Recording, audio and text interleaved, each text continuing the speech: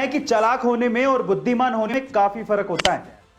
तरबूज वाले अंकल ने वाकई में बिजनेस करने का एक तरीका समझा दिया है। कैसे, मैं आपको बताता हूं। एक्चुअली अगर आप वाकई में अपने बिजनेस में सक्सेसफुल होना चाहते हैं, आजकल की जनरेशन अपने आप को बहुत ज्यादा ओवर स्मार्ट समझती है।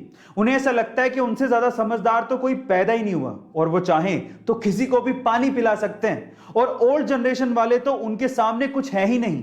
अगर आप भी ऐसा सोचते हैं तो चलो एक कहानी सुनते हैं, उसके बाद फैसला करेंगे कि समझदार कौन है। तो हुआ कुछ यूं कि एक बूढ़ा सा आदमी अपने एक ठेले पे तरबूज बेच रहा था और उसके लिए उसने ठेले के सामने एक बोर्ड लगा रखा था और बोर्ड पे लिखा था एक तरबूज 30 रुपए का, लेकिन 3 तरबूज 100 रुपए के। ठीक है। अब वहां से ना एक बंदा जा रहा था, काफी यंग था, अपने आप को स्मार्ट समझता था। वो रुक गया, उसने बोर्ड पढ़ा और बोर्ड पढ़ने के बाद अंदर ही अंदर हंसने लगा और सोचने लगा कि चलो आज अंकल के मजे ले लेते हैं। वो रुका, उसने अंकल को पहले 30 रुपए दिए और बोला एक तरबूज दे दो, क्योंकि एक तरबूज 30 रुपए का था। उसने फिर से 30 रुपए दिए और बोला एक और तरबूज दे दो। अंकल ने दे दिया। फिर बोला अंकल एक बार और 30 रुपए लो और एक और तरबूज दे दो। अंकल ने फिर दे दिया।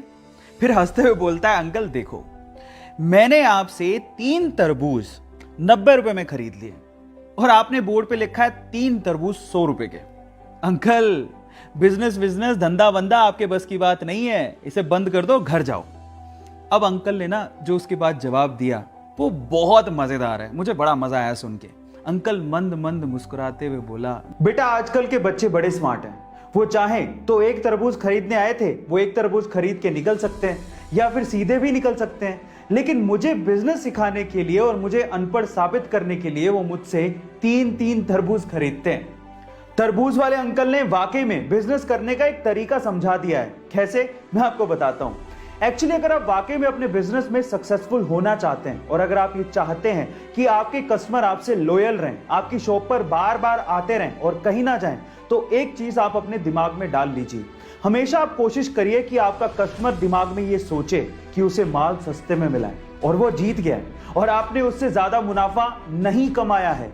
जब कस्टमर दिमाग में जीता हुआ महसूस करता है ना, तो वो आपकी शॉप पर बार बार आएगा। और यही तरबूज वाले अंकल ने भी किया। उन्होंने इसीलिए अपनी दुकान के आगे वो बोर्ड लगाया ताकि हमेशा लोग ये समझें कि वही सबसे समझदार है और अंकल बेवकूफ है। Now moral of the story, देखिए ऐसा है कि चालाक होने में और बुद्धिमान होने में काफी फर्क होता है।